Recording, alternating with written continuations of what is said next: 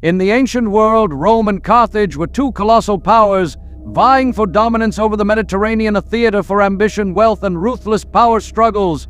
The city of Carthage, a beacon of the Phoenician civilization and a hub of immense wealth and influence, posed a monumental threat to Rome's aspirations for supremacy.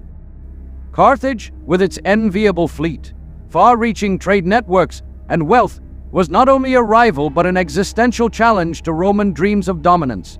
What's particularly chilling is the role that Rome's own wealthy elite, the landowners, bankers, and powerful merchants, played in pushing the Senate to an unthinkable conclusion.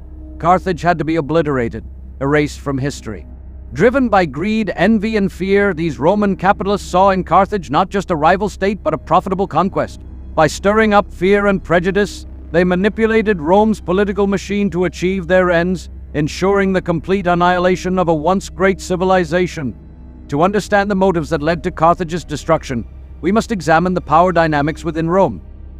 By the middle of the 2nd century BCE, the Roman Republic was evolving into an empire bolstered by a class of powerful aristocrats who were growing rich off the spoils of conquest.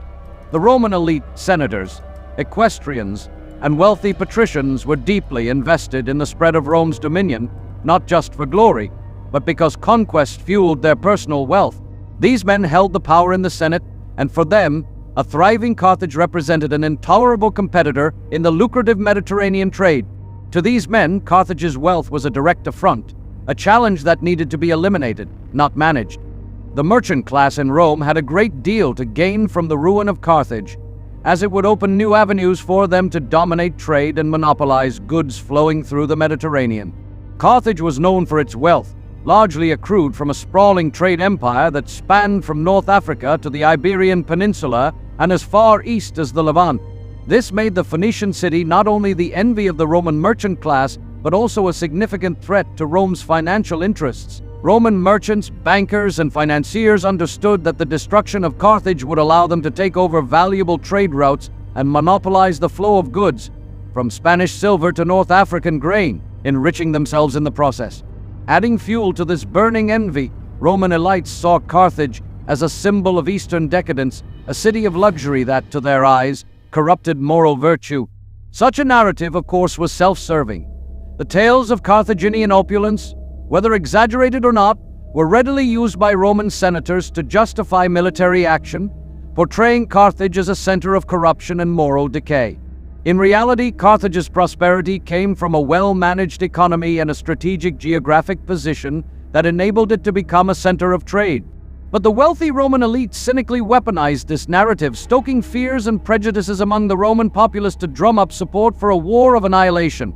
The final spark that ignited Rome's fury was the return of Cato the Elder from a visit to Carthage. A staunch advocate for Roman values and an avowed enemy of Carthage, Cato famously ended every speech in the Senate with the words, "Carthago delenda est Carthage must be destroyed." His hatred was more than ideological. It was fueled by the concerns of the Roman elite, who stood to gain from Carthage's downfall. His rhetoric played on fears of Carthage's potential resurgence and on prejudices against the soft lifestyle of the Phoenicians. But make no mistake, Katos Crusade was the battle cry of Rome's capitalists, those who wished to transform Carthaginian ruins into personal profit.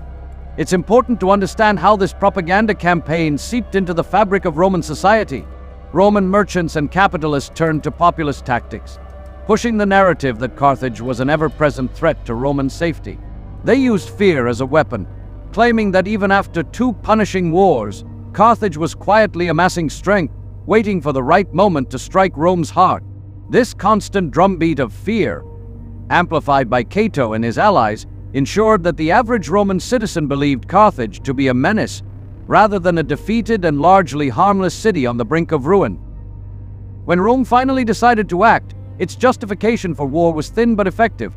Despite a peace treaty established after the Second Punic War that explicitly disarmed Carthage, the Senate insisted on further humiliations, demanding the Carthaginians abandon their city and relocate inland, away from the coast and its trade routes.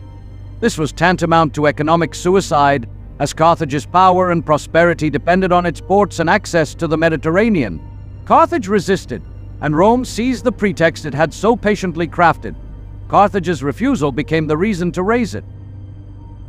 The siege of Carthage, which took place between 149 and 146 BCE, was a gruesome display of Rome's imperial wrath.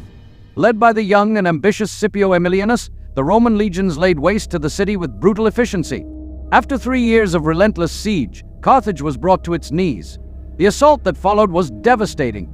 Houses were torched, temples defiled, and thousands were slaughtered in the streets. Those few who survived were either sold into slavery or fled, leaving behind a city in ruins and an empire silenced. Carthage, once a marvel of civilization, was erased as if it had never existed. With Carthage gone, Rome stood alone in the Mediterranean. The economic gains were enormous. Roman merchants and landowners eagerly moved in to exploit the fertile North African land and secure the trade routes that had once been the source of Carthage's wealth.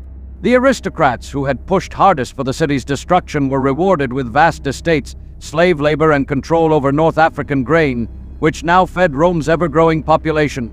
For the wealthy, the obliteration of Carthage was not just a strategic triumph, it was a windfall of unimaginable proportions.